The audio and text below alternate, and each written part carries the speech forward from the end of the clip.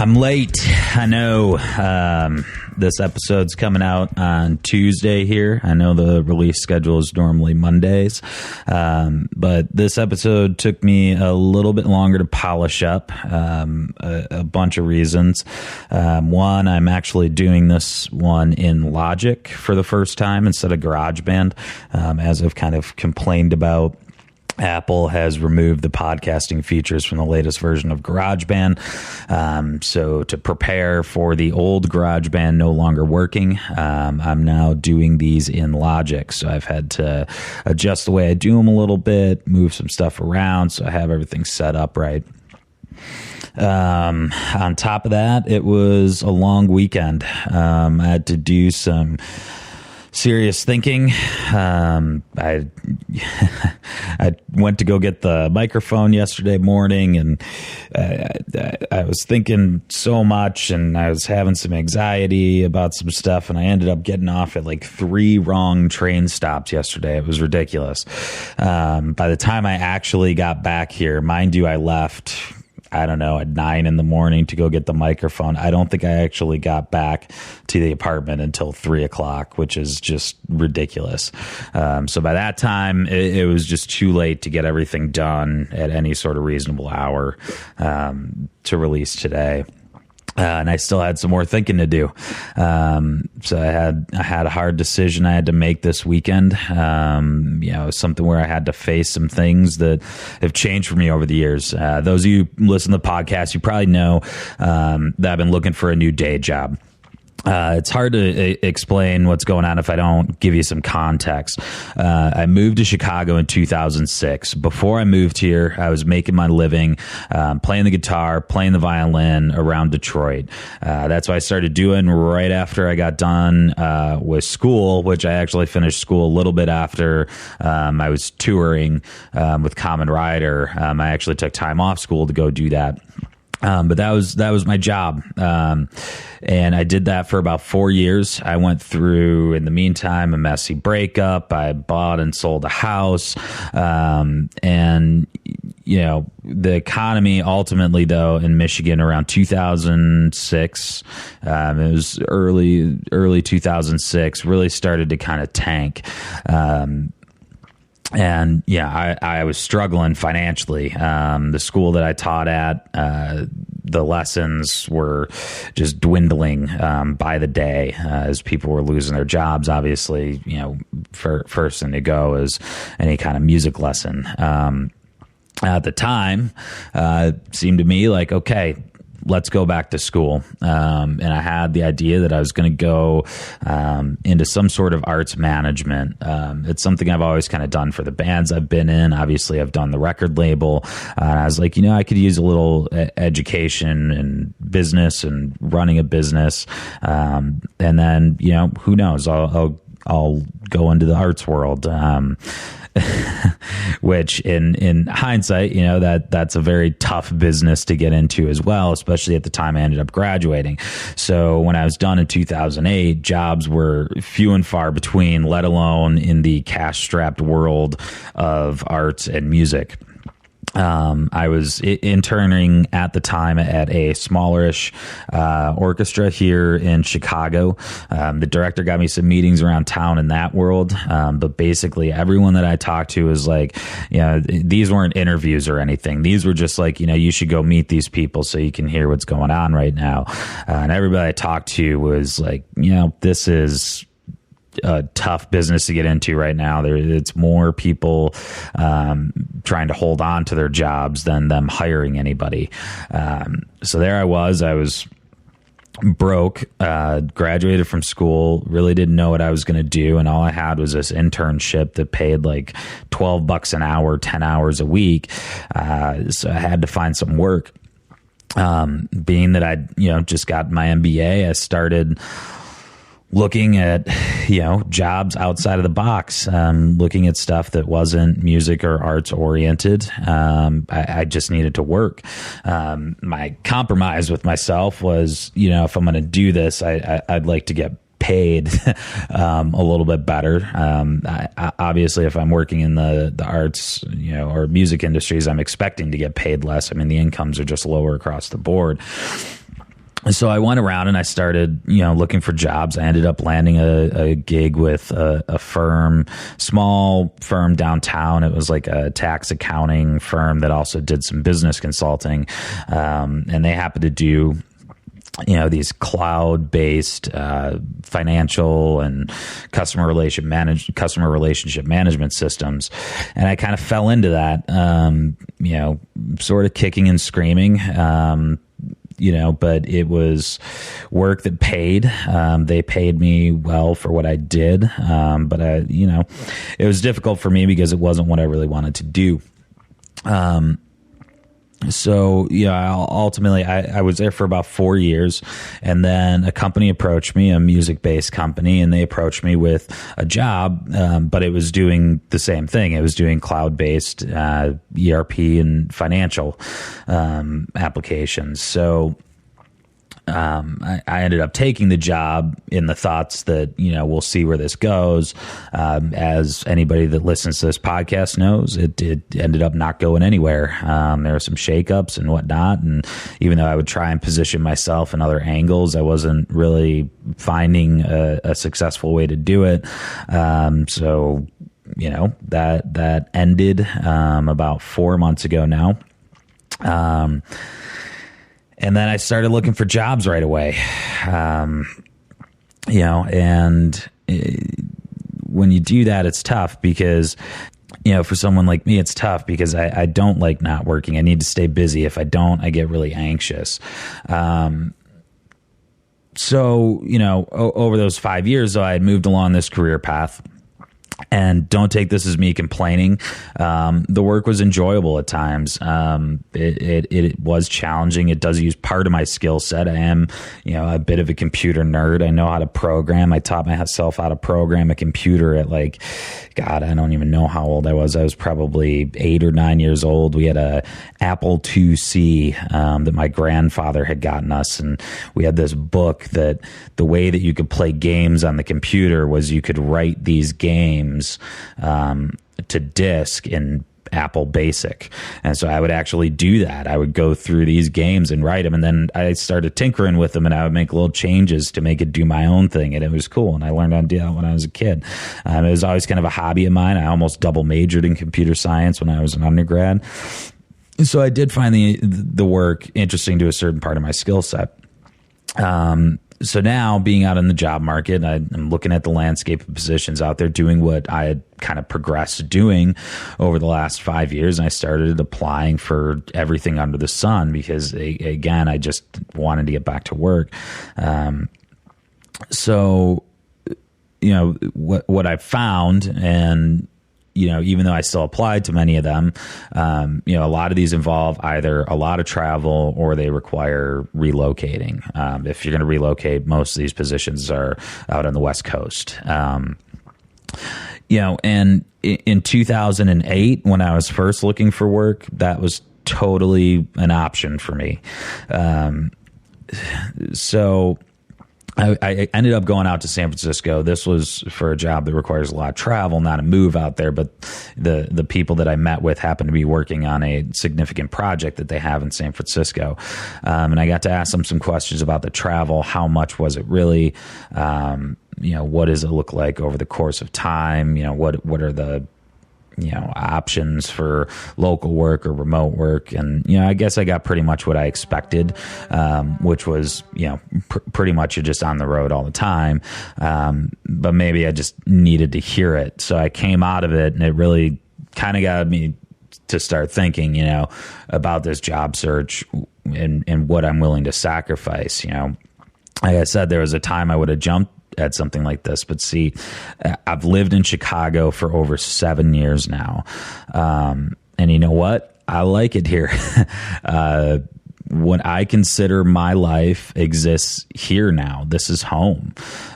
It's strange for me to say because I generally felt like just another transplant from Detroit for a good while when I moved here. I mean, there were so many of us. There were tons of people from Detroit who came here around the same time for exactly the same reasons, for jobs, because there just were none back home. But you know what? When people ask me now, where are you from? I invariably answer that I'm from Chicago. Whereas a few years ago, I would have said, oh, I'm from Detroit, but I live in Chicago. But now it's kind of the opposite. I say, oh, and I did this while I was out in San Francisco. They're like, where are you from? And I'd say, oh, I'm from Chicago. I grew up in Detroit. That's the answer that I give now. It's the opposite. It gets cold here. The politics here are rough, but you know what? When I had to get out of a car, this is a great example. When I had to get a car out of a snowbank here the other week during that first round of the vortex, a dude came outside with 2 shovels and he and I dug that sucker out. Dude's name was Ben. He didn't have to do that, but that's, I've had experiences like that here since I live here, and I love that's the nature of the people around here. There is a certain kind of Midwest attitude and hospitality. It may not be, as warming as they say as Southern hospitality, but when something's really difficult, people kind of hunker down and get it done around here. There's bad seeds. I mean, there's 2 million people that live here. There's going to be some, but on the whole, this city's been really good to me and I don't want to leave it. Could I still technically live here if I took a job, that required all that travel? Yeah, I would technically live here, but I might only be here like 48 hours a week. I mean, if that, and to me, that's not living here. That's living on the road. So that's tough. So I had to do some thinking, and I finally sent a message to him, and I had to say, thank you for flying me out, and it was great to meet with everyone, but this just isn't going to work for me. They were all very nice people, very professional. So I'm absolutely positive that they're going to find, a better fit. I mean, generally the other thing that I read from this, most people, I think that start working for them are much younger. So like I would have been back in 2008, probably don't have kind of the foundations of their life completely settled in some specific location. I mean, I have responsibilities around here, and I don't know how I would adjust my life to maintain those responsibilities if I was just gone all the time. I mean, at the most basic level, I have a cat. What am I going to do with my cat if I'm gone for 5 days a week? Am I going to put her in a kennel? I mean, that sounds terrible. I mean, anybody who's met my cat knows that she's like the friendliest cat in the world and just craves attention. And the thought of her having to sleep in some cage at night is just, I mean, that's just unbearable. So it was tough. I mean, it was causing me some anxiety over the weekend because it's that thing of, you want to get back to work as fast as possible, but, there's only certain sacrifices that I can make. And a lot of people were like, well, you could take the job, but you can always quit. And it's like, but when you get to this level, for me, that's not, you want to go out there and get paid, but at the level of position I'd be looking at, that's just rude, and it just looks bad. I mean, if I go there for a month and then I bail, I mean, I would have made the decision where, I'm going to take this, but I'm immediately going to be actively still looking for work. And as soon as I get something, I'm going to jump ship and leave. To me, that just doesn't make sense. And it would just make the whole process of looking for other jobs harder because, again, I'd be gone. So if I'm looking for a job here, I'm not going to be here to go to interviews. It's going to be really hard to do. It's not like, the first week you're at a job, you're going to be like, oh yeah, I got to take this day off, and I have to be in Chicago. So you're going to have to fly me home and then fly me back out or something. That just seemed like there were just too many variables there. A lot of people said, well, why did you even apply for it? I mean, I think I already kind of explained that. It's just when I first did the search, I didn't filter based on this kind of stuff. I mean, I hadn't really kind of thought about all of it yet. But that's kind of a big realization to me. I mean, this is home now. Chicago is home. Is that going to last forever? I can't say that, but for now, this is it. This is home. So enough about me. This actually all leads pretty well, though, into this podcast. I did this while I was out in San Francisco. This is my buddy Josh. He's originally from Detroit, and he made the move out to San Francisco, actually around the same time that I moved out to Chicago. Josh, took an interesting path. One, to be honest, I kind of wish I would have considered at the time I moved out here and was looking at going back to school.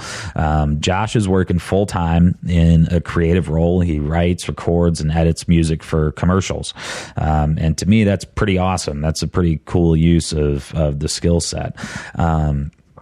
It's similar to what Joe Phillips does, who was on the show a few episodes back. So if you're looking for more about this whole world, you can go back and check that episode out.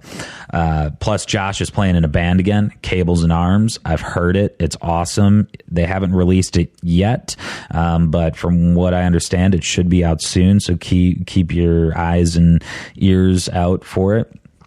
And so let's get to the episode.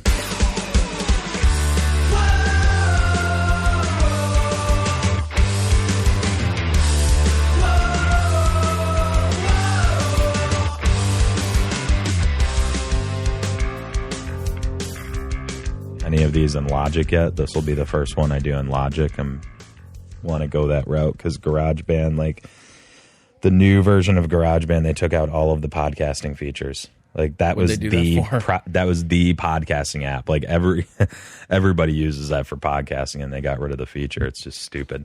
So is that when Mavericks came out? Yeah, it's like the newest version of GarageBand, which looks like Logic Pro 10. Yeah. Like they basically just created a dumbed down version of Logic Pro this time for GarageBand. It's like, it's cool, but not getting if they rid of that feature. Away, dude. Yeah, that feature was like they had presets for podcasting, like preset, combinations of effects and stuff like that. You could just click a button and you had it and you were good. Even like a mastering setup. So you just click the button and it sounded pretty good every time without really having to know anything. And why they got rid of it, I don't know. Because they're Apple. Yeah. Because fuck you. They can. Yep. So let's start with when did you start playing music, dude? I don't even know that about you. I started playing guitar when I was 7 years old. So 30 years ago. My parents got me a classical guitar. And, oh, yeah.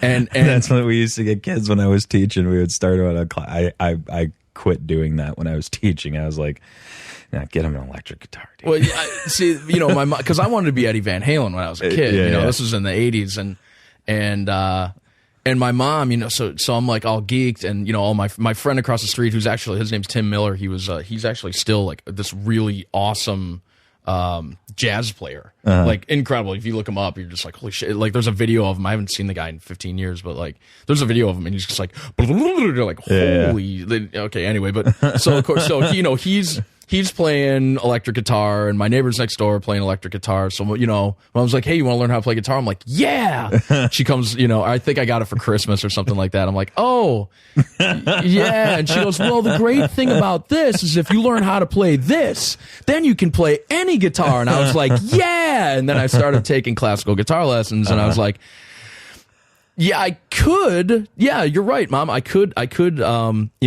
take what I'm learning here and apply it to an electric guitar if I wanted to play classical music on my electric guitar. Yeah. So I kind of got bummed out about that. I stopped playing for like a year or two, and then my mom finally one day was like, look, I know you want to learn how to play the guitar. So she broke down and got me a Fender Squier and a little practice amp, and that was probably when I was like 11 or 12, and I've just been playing ever since. Okay. Were either your parents musicians? No. Well, my mom was in, she was in Sweet Adelines, which was like the barbershop kind of group. Oh, no kidding. Yeah. So she would go do that. And I mean, my dad, both of my parents owned a lot of records.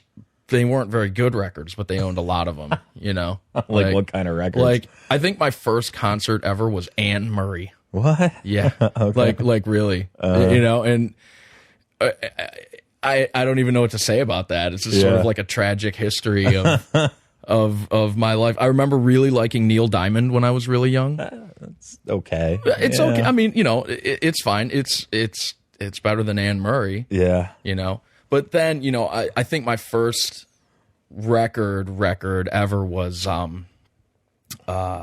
Rock the Casbah by The Clash. Oh, there you go. And my dad called it acid rock. You listen to that acid rock. And I was like, I don't even know what that means. What is acid rock? Like, that sounds cool. Like, yeah, exactly. You're making it sound cooler. Exactly. Dad, you're not doing what you want to do by saying that. Right. I was like, yeah, I listen to acid rock. This is great.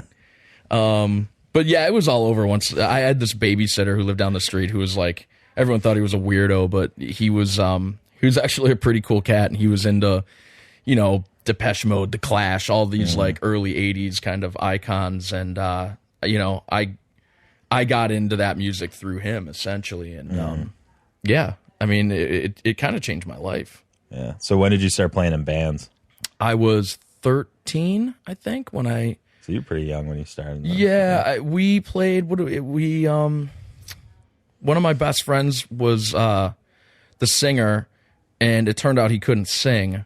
So we kicked him out, and I decided to sing. And we did 13. Yeah. Oh yeah. Yeah. Dude, you're not good enough. You're 13, and you're not good enough. Well, I mean, you know, not to be a dick about it, but I mean, like he really just like couldn't sing. I mean, like I'm not saying like You're any like, of it's us, not going to get better. Yeah, I mean, it's not like any of us were Robert Plant or something like that, but I mean, it was just kind of like, man, you're not even close. I mean, it's like you're not even trying, dude, you know? And so we kicked him out, and we played an 8th grade graduation party. Oh, there you go. Yeah, and I think we only played 4 songs. And of course, you know, none of us had gear. Yeah. You know, so we brought our like practice amps. Yeah. You know what I mean? And no one paid attention to us at all. Did you at least have a drummer with a drum kit? Yes, we did have a drummer with a drum kit. It was a humbling experience, but like I said, I mean, like we were so nervous that we didn't even care that no one was paying attention. Yeah. You know, it was more like, thank God no one's paying attention to us because we are terrible, you know? You know, and that I think was my first lesson in the obligatory, you know, after the show, like, hey, good show, man. Yeah. Like, yeah, okay, man. Great, thank you. You know. Always take that with a grain of salt. I saw that you weren't listening. Yeah, exactly. Weren't you inside the whole time? That's cool, man. That's all right. I don't even remember. I don't even remember what songs we played. I think we did a Black Sabbath song. I think we did a Led Zeppelin song, and 2 others that I'm not recalling. And I don't even remember what songs they were. But yeah, it's not bad for an 8th grade graduation that they let you get away with that, though. Yeah. It was, well, you know, I'm from Grosse Pointe, so it was like rich kid party time. Yeah. You know, and so it was just a bunch of spoiled dicks and their friends, you know. And I actually went to private school. I went to Liggett until I was till I went to high school. So I didn't really know any of these people. You know what I mean? So it was, you know, I knew a lot of them just because most of my friends went to public school. But it was, like I said, it was sort of humbling, you know, where you get up there and you're just like, nobody gives a shit about what I'm doing right now, and I tried so hard. Yeah, exactly. Well, that's generally how it goes for everybody, right? I know. I learned that lesson. You hope someday somebody actually starts paying attention, right? But, so when did you start playing in, like, you know, the modern era? Yeah, like the real bands. I think I was not the 4 songs and practice amp bands, right? I think I was 20, 21, somewhere in there. I worked at Record Time on Gratiot. Oh, I remember that. Yeah, I worked there for from when I was, I don't know, I think it was 18 or 19 until I was 21 or 22, and right around there, I started a band with my friend Maddie from the Tap Room. We called ourselves Bait Shop. Oh, okay, and we were not great. I thought the tunes were fun, and we played a few shows. We opened for Speedball at the Magic Bag. Okay. Like, how the hell did we get that show? And it was a semi-disaster. Robbie Nickel was playing bass for us, and his bass amp didn't work the whole time. I just remember him and Mike Moyan is like we're playing the song, and they're over like dicking with the amp. Like, well, okay, I guess we just got to keep going. Moyanis was trying to save the day. Yeah, he was. Yeah. Yes, he was. To his credit, very much his credit. But so then I did that, and then I was in this Frequency 5, and I think that I was invited to join that band. I think when I was 22 or 23. And from there, I did that, and then I would, briefly was the lead singer of Bang Bang, moved out here, and I did a band called The American Etiquette with Nick Waters from Bang Bang and Jimmy from Bang Bang, and Matt Van and Kevin Serzega. Oh, Matt Van was involved in that. I forgot about that. Yeah. Yep. He was in Bait Shop, too. With okay. Yeah. So you know Matt for a while. I went to Liggett with Matt. So okay. I've known him since I was in like 7th grade or something like that. Pre-Uncle Cracker, Matt. Yes, right? Pre-Uncle. Yes. Yeah. Hey, good for him. It's a good gig, dude. Yeah. There's no doubt about it. Yeah, I would love to have that gig. Yeah. Yep, and then so we did that. The American Etiquette thing was a lot of fun. The problem was that, Jimmy lived in LA and Matt Van and Kevin lived in Detroit. Nick and I lived in San Francisco. So it was challenging trying to get that all to work. Nick and I would kind of like write the tunes and then send out demos, and it was a messy process. And, I always wonder how bands pull it off, because I know a couple bands that do that, and it's just I couldn't figure that out for myself. I mean, I don't know. It's almost like you're adding extra work. Yeah. And being in a band is already a lot of work. Yeah, I mean, I think the only way it can work is if you're able to like travel to each other often enough, I guess. I think that's probably how most of those guys pull that off. It's like, all right, let's go spend a month and wherever and write an album, you know what I mean? Yeah, for us it was like, okay, let's play a show at the Magic Stick. Okay, cool. So Nick and I will come into town 2 days before the show. We've never practiced together as a band. Let's go practice these 8 songs, It was, I mean, it was a lot of fun. We actually went down and played the Fest in Gainesville. That was a hell of a lot of fun. I missed that this year. I went the previous year for the first time, and it was I remember most of it, so that's good. That's a good sign. It's easy to not remember. It was a train wreck down there, man. It was a ton of fun, though. I mean, just the amount of shows going on was it was the only thing I don't like about those. Like, that's my thing about festivals. Like, there's a ton of bands. You never get to see all the bands you want to see. The only thing that I like about the Gainesville one is at least it's at venues, so the sound is good. Yeah, like that's what I used to love about Riot Fest in Chicago. Is they used to do it at venues, so it was like, okay, even though I won't get to see everybody, at least the ones I get to see them at a decent venue with a good sound system. Yeah. Now they moved it outside, and it's like, dude, it's an outdoor festival show. It's like the sound is never good. No, it's just not, and it's just like I as a rule, I kind of don't go to outdoor festivals. You're right. I mean, they're just everything just seems like a pain in the ass. I hate to say that. It's not like it was like some old cranky asshole. No, I know. It's just like but everything. I thought that forever. That's the thing. Like, it's not like it's something I got old and started thinking that. I used to hate Warped Tour too. It was like, come on, dude. Like, it was cool the first time I went, and that was it. After that, it was just like, I don't really want to go here, Yeah. And like now they do that with Riot Fest. And I was like, I'll still go to Riot Fest every year, I'm sure, because a bunch of buddies from Detroit come to town and we go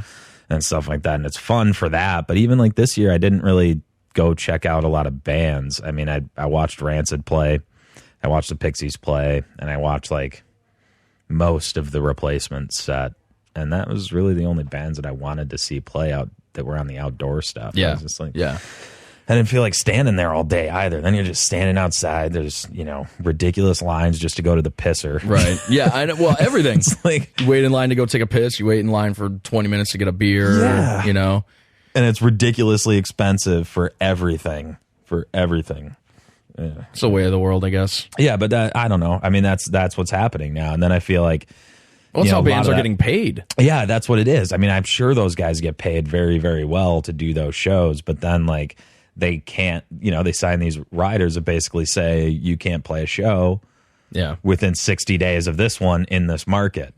So that means that pretty much for half the year, you're not going to see these bands come through your town, which means the likelihood that they come through any other time is probably nil. Right. You know? Right. So you end up not getting to, like, I would love to go see Rancid play at, like, you know, I don't even know where they would play in Chicago, Metro or Aragon or somewhere like that. And it's just not going to happen because why wouldn't they just do Riot Fest? Right. Financially. Well, yeah, exactly. Right? I mean, they're going to make a boatload more money doing that.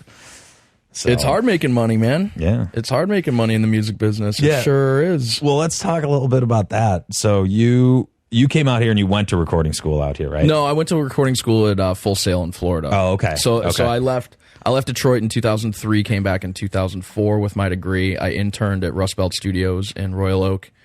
I don't remember how long I was there for, 3 to 6 months, somewhere in there. And my girlfriend at the time, her sister lives in San Francisco, so she went to film school at Full Sail. And she had an opportunity to come out to San Francisco, so I was like, yeah, I kind of want to move away from Detroit. I mean, at the time when everybody wanted to move away. Well, from yeah. Detroit. I mean, I just couldn't find a job. Yeah, you know, it was. You know, what year did you leave? 2005, July 2005. I left in 06, and that's when, you know, for me, I was teaching music, and I lost almost half of my student base when that first run of plant shutdowns happened, which was in like late 2005. Yeah. It was brutal, man. But, So you came out here. I came out here, and you know, I took any job I could. I started doing production sound, and I was lucky enough to work with a company called Beyond Pix here in San Francisco, and they kind of took me under their wing. You know, my ex-girlfriend was working for them, still is working for them, and they were kind of sympathetic. You know, and like, well, you know, Josh needs a little help and he doesn't want to do this. So they kind of taught me how to do production sound. So I would go. And what is production sound? So think like industrials. Like there's a camera and, you know, we need to sit down and do this interview. So, you know, I set up the mic on the dude. Okay. I'll set up a boom above him and I'll make sure that everything is being mixed correctly and go into the camera. And, you know, basically like they don't want to have to worry about the sound. They hire me. I go in and do the sound. Got it. So I did that, and then I started doing some mixing. I did a couple shows for PBS that I think were actually wound up being remixed. I don't remember why. But I did that, and then I was kind of freelancing, which is okay, but, you know, I mean, just barely paying the bills in San Francisco means you're not doing very well. Yeah. And so I started bartending again just to kind of make ends meet. And finally, I got the job that I have now where I do audio post-production and compose for TV commercials. So that's what I do now. I was very, very fortunate to get in. You know, had to go through the whole interview process and all that. And, you know, it's funny, my boss, he told me, he's like, well, you know, we interviewed a bunch of people, but I hired you because I figured you were the guy that I'd want to have a beer with the most. Yeah. I was like, okay, yeah. Yeah, that's good, though. Yeah, it's fantastic. Yeah. So, hey, I don't care how I got the job as long as I got it. So, so I mean, you know. Well, and you probably learn a lot on the job, on that kind of job, right? So, like, they're probably much more interested in a personality fit than they are, like, oh, I've got this huge resume of all this stuff. It's like, well, you're going to have to relearn everything anyway. So, exactly. Yeah, and that really is kind of it. I mean, you need to be flexible in this industry. If you want to make a living in doing anything audio, you need to be flexible. And I think most people understand that now. You know, when I was in school at Full Sail, I just remember, you know, kind of hearing kids who are like, oh, yeah, I'm going to go make beats, man, and be a producer. It's like, so you're going to be unemployed for the rest of your life? Like, you know, you gotta have some sort of plan. And, you know, the great thing about what I do now is that it allows me to do what I love, which is playing punk music, you know, so it's just, I feel fortunate. I feel fortunate to be able to be involved in audio in such a way that I can compose music for television commercials. I mix them. I have a lot of input into what music is chosen, what it should sound like, that kind of thing. Yeah. And, I feel very, very, very, very fortunate. Yeah, I mean, I've read a little bit lately about, you know, audio production, audio engineers, and like the industry in general. It's like you said, there's a statistic in there, like they're graduating more audio engineers out of school now than ever. Oh yeah. And the guy at Gravity Studios I was telling you about earlier, he was telling me when we went there to master our album, he's like, I have more intern applications than I do clients. He's like, this is not right. Yeah. He's like, this is not right. Well, like, I mean, I think I think a lot of people want to do that. They're like, oh, I want to go work at Gravity because, you know, he worked with Veruca Salt or whatever. And he's like, you know, that doesn't just happen for everybody.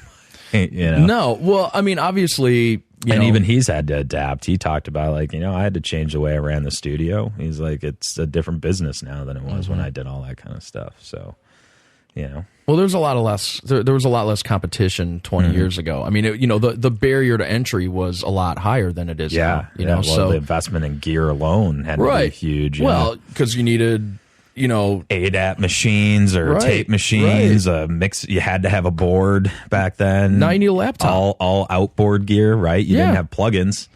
So you had to have all your mic pre's, and those things are expensive, dude. They sure are. They sure are. Yeah. I mean, I just look at like when we used to go to Pack Studio at the Woodshed, and it's like, you just realize, like, even though that was kind of like a tiny little studio, there was a boatload of money in gear. Oh, yeah. Oh, yeah. Tons of money in gear. Yep. Oh, my God.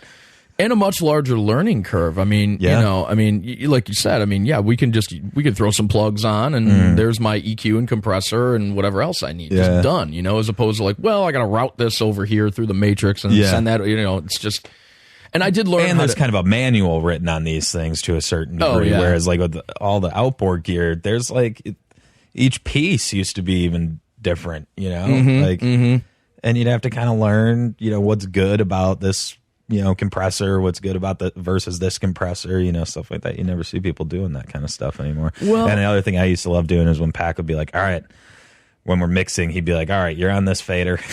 Yeah. You're on this fader. Right. And you'd actually have to be like, okay, everybody in time move their faders where they're supposed to be. That stuff was awesome. Yeah. I mean,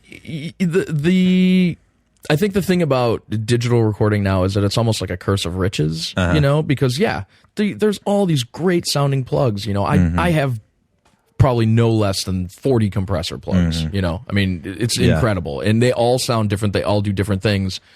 At the end of the day, I probably reach for 5 or 6 of them on a, because I actually know what they do and what they sound like, and if how I can't respond to whatever you're working. Yeah, I mean, I think a lot of us get into the audio industry because we're kind of gadget freaks and gearheads, and so when that new thing comes out, you want to get it and go play with it and screw around with it. But at the end of the day, if I can't get something to work, I need to grab something that's going to work. You know what I mean? So it's like going to be one of these few plugs, and you just go from there. So in the old days, I can understand how certain rooms would have a certain sound, not just because of the room, and the acoustics, but because the gear that they used there on each record was pretty much the same. Yeah, exactly. So it was never, because they didn't have a menu of things to pick from. Right. It's like, we bought this stuff. This is what we're making our records with. That's right. That's right. That's the studio. That's what you got when you come here. So when you do like the commercial stuff,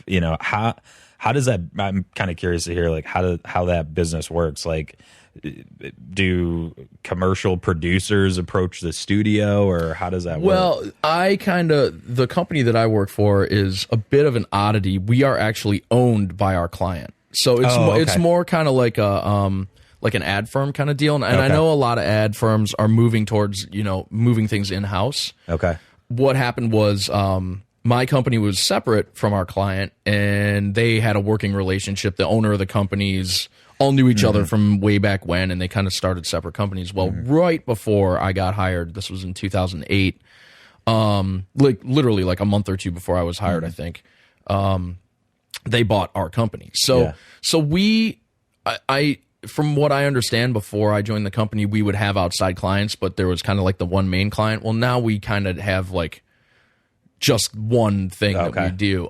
We have a bunch of different brands that we do it for, but it's not, it's not as diverse as I would necessarily like, sometimes, because sometimes it's kind of like, oh man. So when they have a commercial, do they like send you the video and then you have to write the music to it? It depends. Is that how it works? It depends. Okay. Like, if they have a concept, usually what they'll do is they'll find a song that they like, and I'm trying to think of like Imagine Dragons. I think one of the producers is totally in love with.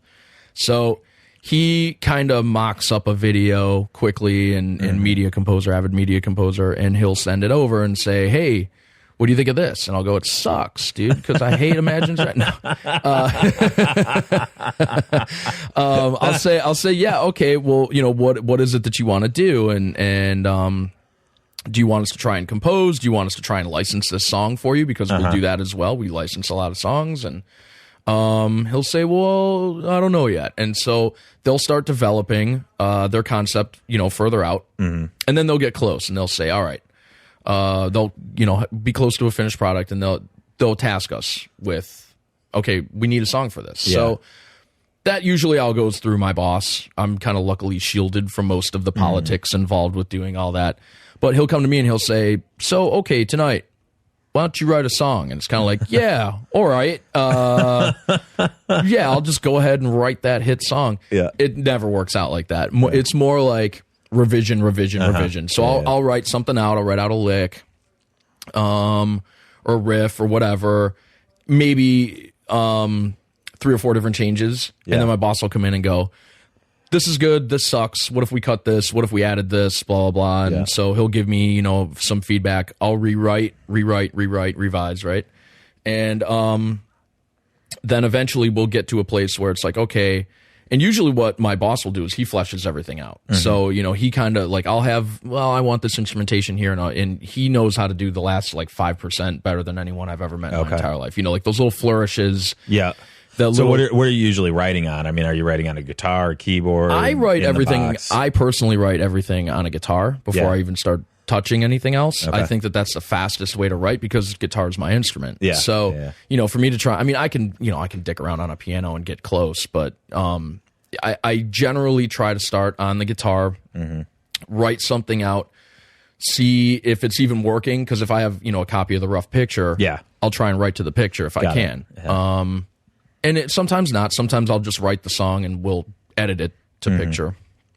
But everything is written on the guitar before I touch anything. And my boss knows a bunch of people in the industry, and I know that a lot of people like to write like that. Like they'll have their instrument, and they'll, if you play the piano, you write on the piano, and then you start thinking, this could use a guitar part here. This could use an organ part, a harp part, whatever, and go from there. So, and that's the great thing though is we don't have a huge console. It's just Pro Tools and a monitor, essentially, and some really nice preamps and decent microphones. And so we record everything, and then we go into Pro Tools and add strings and add, and they actually sound pretty good, So it's just interesting that 10 years ago this would have been impossible to do, and now you can basically create an entire landscape of music with nothing more than a keyboard, mouse, and sync it to video. Yeah. It's incredible. Yeah. It's absolutely incredible. I'm never not blown away by that. And so how long does a commercial usually take to like get, you get it, and then how long does it take till it's a finished product? It depends. It really depends on how quickly they want it done. How many edits and stuff are done? Well, there's varying levels that it has to pass through. Okay. So my technical job title is audio producer. So I will be tasked with either sourcing music, just like going out and looking for music, or, composing or whatever. And then when you guys go out and look for a song, you got to get the sync license for it then, right? Yeah, we work with a lot of music libraries, like a lot. APM, Killer Tracks, First Com, 5 Alarm, Megatracks, et cetera, and some of them we have like a blanket like yearly deal with. Okay. So you can use anything from their library. We can use anything from their library, and we just pay them like a flat fee. A flat fee for the year, and then we give them an accounting at the end of the year of everything that we used. But talking about the pipeline, I mean, it could be anywhere from 2 weeks to 2 months. It depends. It really depends on is this like sort of more like a branding kind of thing? Is this more like a, just a straight up DR or direct response commercial? Excuse me. So it varies, but I would say usually from like, all right, we have the concept, and usually we're reusing shots and stuff like that. If they have the concept, it'll take about a month start to finish. Maybe more, maybe less. But so when you I got one more question on the licensing thing. How does that work when you license a song? Like, you got to pick which part to use, right? Because your commercial's only 30 seconds long. 60 seconds, maybe? We do 60s and 120s. 60s and 120s. So what we'll do is we'll actually edit the song to the commercial. That is an art in and of itself. Yeah. That was probably the hardest thing that I learned. Do you have to like take different parts of the song? Is that what they want? Like, I want the bridge, and then I want the solo, like stuff like that. Yep. Oh, no kidding. So then you actually have to like cut up the audio file. Mm-hmm. Wow. Oh, yeah. No, I mean, like, okay, the chorus has to hit on the price drop. Oh, jeez. Make it happen. You know what I mean? Like, it's, okay, we need this to hit here. Well, it doesn't happen there, and it's out of time there. So there's a bunch of tricks. Figure out how to make it line up. Exactly. So do you have to like splice like little chunks of songs from time to time, like drum fills? Oh yeah. Yeah. Yep. Oh yeah. I'll put the end at the beginning and whatever I've got to do to make the producer happy. That's what I'm gonna do. And no kidding. And it is an art. I mean, it really is. And I've learned a lot from my boss. His name's Christian Hanlon. Mm-hmm. I've learned a lot from him. He is like a genius at that. He can just, I'll sit there and be dicking around with something for half an hour, and he'll walk in and be like, why don't you just do this? I'm like, yeah. Why don't I just do that, dude? Yeah. Why don't I just do that? Duh. Like, I feel like an idiot. But I mean, he just has that touch, and it's something you can only learn by doing. You can't, you can't learn how to do this on your own. I mean, you could learn how to do it on your own, but you've got to constantly be trying. Yeah. You otherwise you'll lose your touch for it, and that's no good. Yeah. Well, I mean, audio, I think in general is like that. You have to do it to get better. Yeah. I mean, record producers generally get better over time, but that's because they're constantly learning new things along the way. Yeah. I learn new stuff all the time. Yeah. I learn new stuff all the time. We were just in the studio mid-December. I thought this was, I felt like such an asshole when I saw this, because I was like, how did I not think of this? So we worked with Ben at Newtone in Pittsburgh, California, and as he was setting up the amps in the live room and the heads in the control room, he had this thing, I don't remember what it was called, but it was basically a mult. So, you could plug the guitar in and then, send the signal out to multiple sources. Yep. But you could also plug in multiple sources. Well, what he did was he took the click track out of Pro Tools. Okay. Put it in to he put it into the mult that was going to the amps, right? And then so what he did was he sent a click through it. And then what he did, he would record the click for 5 seconds, less.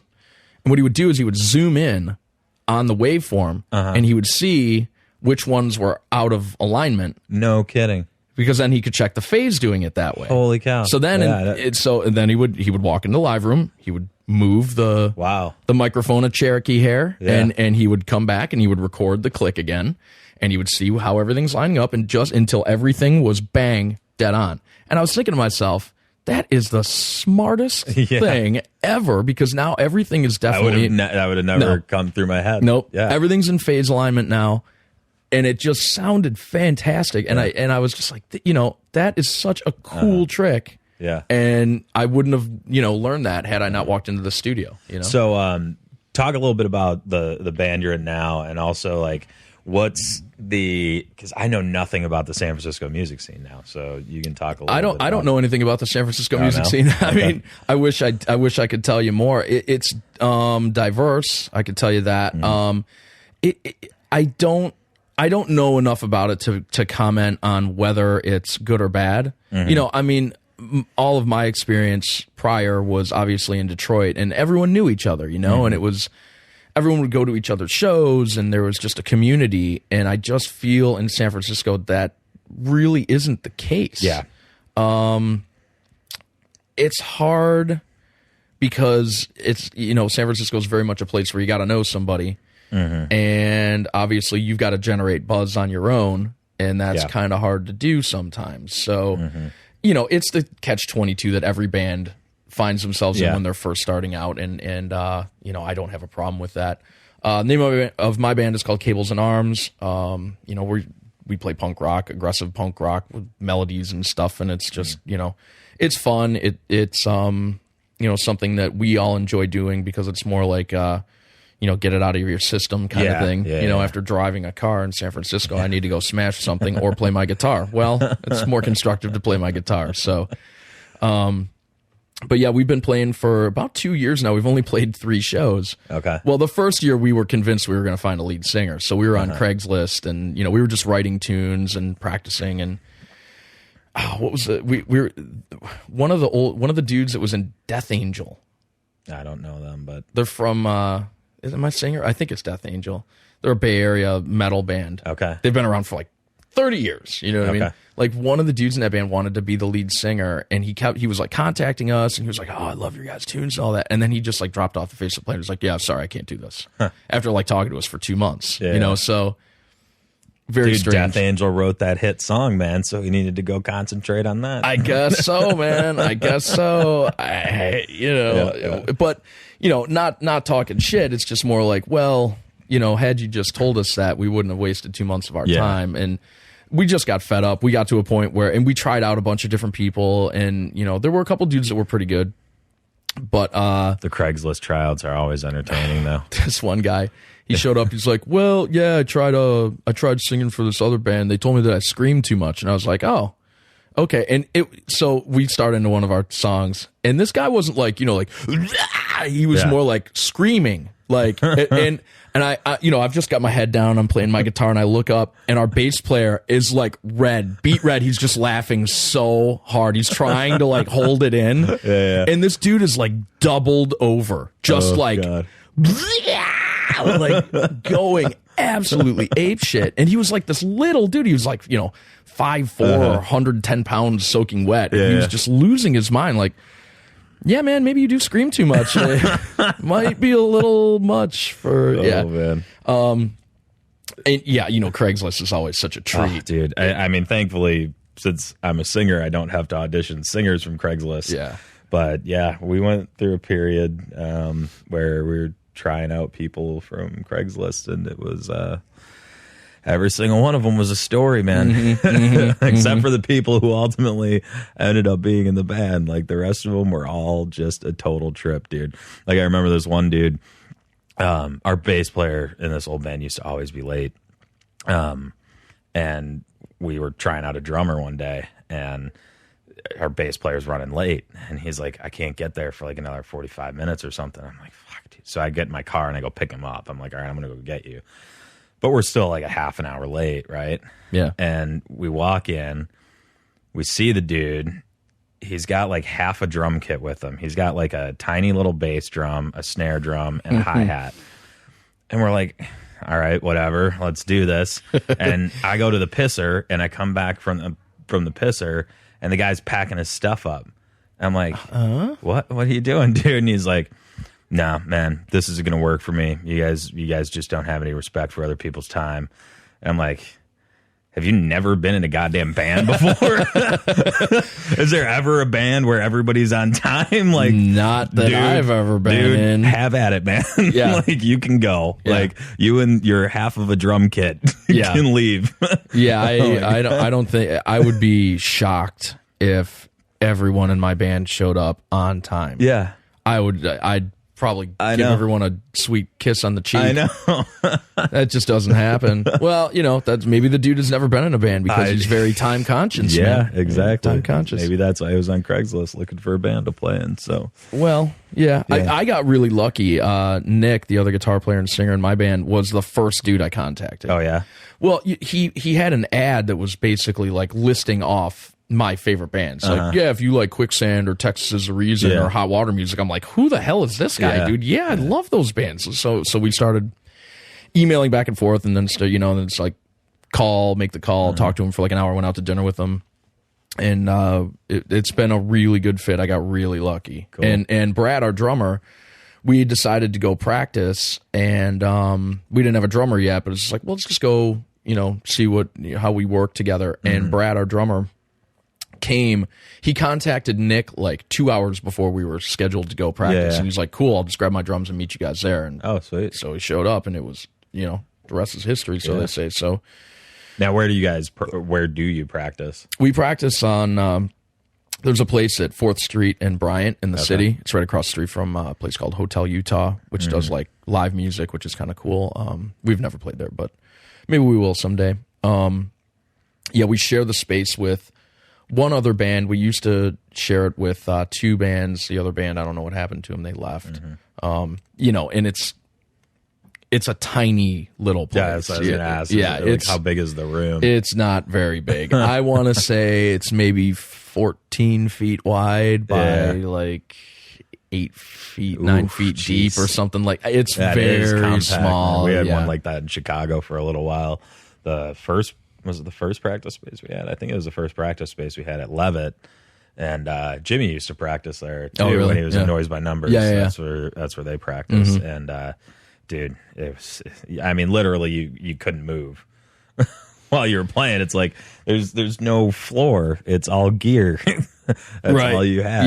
The entire room is well, gear. when we go in, I mean, we've got to move the other band's gear. And, I mean, so it's very cozy. It's noticeable when we go play shows though, because it's kind of like, well, I can't hear anything. It's not well, or I can hear everything. It's like it's not just a big muddled mess. Now, where do you guys play shows around here? We've only played one place called El Rio. It's on Mission Street in San Francisco. We've been invited to play a couple different shows. We, for whatever reason, couldn't play. We all have day jobs, so and a lot of us travel. So, it's just worked out that we've only played at that one place. And it's cool. We just played there last Saturday. Had a pretty good draw. Had a really good show. Everybody seemed to have a really good time.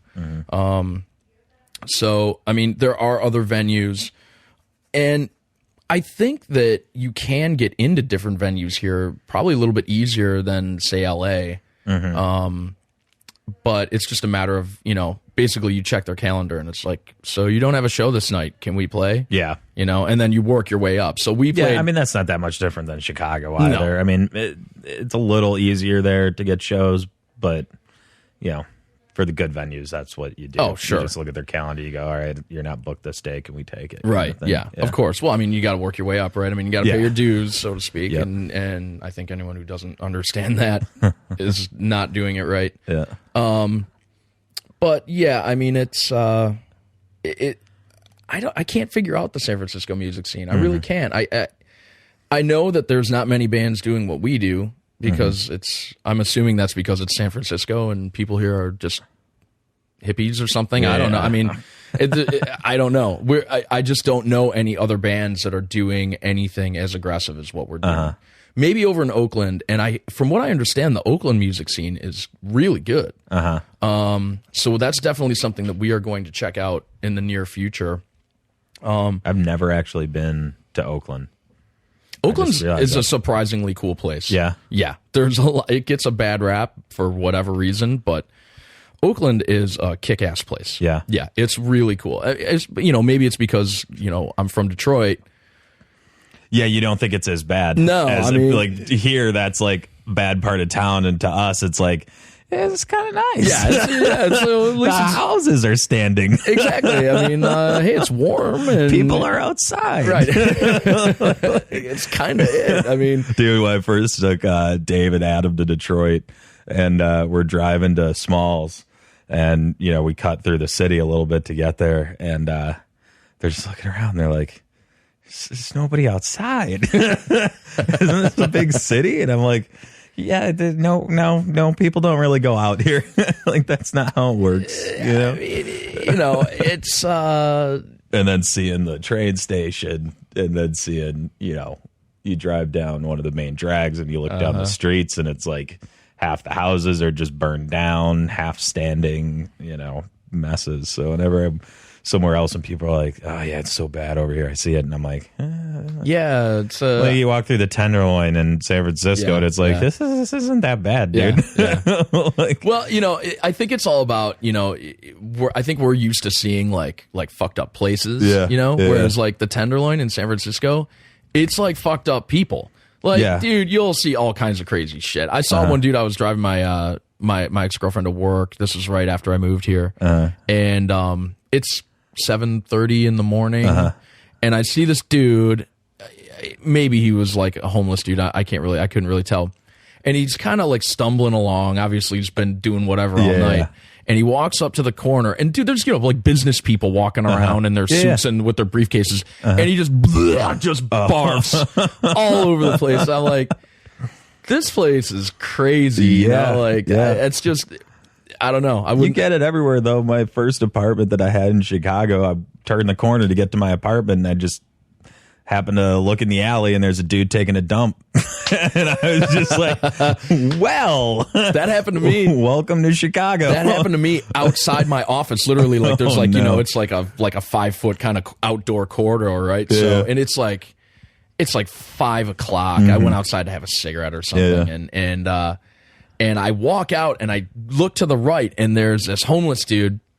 And he's got his pants down, and he's like sitting on the bumper of a car, and he just like I just kind of stop, you know, like just freeze. And was I'm he looking like at this leveling guy. his butt? Oh yeah, oh totally. Like, you know, he was like getting ready to do his worst business ever, and he just looks at me and he goes, "God damn it!" And he pulls up his pants and he goes walking away, and he's motherfucking me the whole time. He's like, "Motherfucking watching me, man. I'm just trying to do my shit." Whatever he's saying, I'm just like, what like, just happened? I'm just outside. Yeah, I just opened the door, man. I'm sorry. I didn't know you were taking a shit on this dude's car. Sorry. It is different living in a city, man, than living in Detroit. Like, Detroit as a city is just so different, you know? Yeah. Like, people are like, that don't know it, don't really understand that there's not, like, real public transportation. No. There's not, you know, city infrastructure or anything like that. Like, so you move to some place like this, and it's like, I mean, my first year in Chicago, I was like, it's both freaking awesome and it's a nightmare sometimes. Like sometimes you're like, holy cow, you know, like you got to adjust to hearing sirens all the time, hearing, you know, traffic 24 hours a day, hearing people outside all the time. Like you don't get that back in Michigan. So yeah, man. Well, I think this was good, dude. Yeah. Well, thanks for doing it, man. Yeah, no sweat, man. It. Yeah, of course. Cool, man. So that was rad. I'm glad I got to go out there and do that chat with Josh. In the coming weeks, based on this whole, you know, decision I've made, I'm making some changes.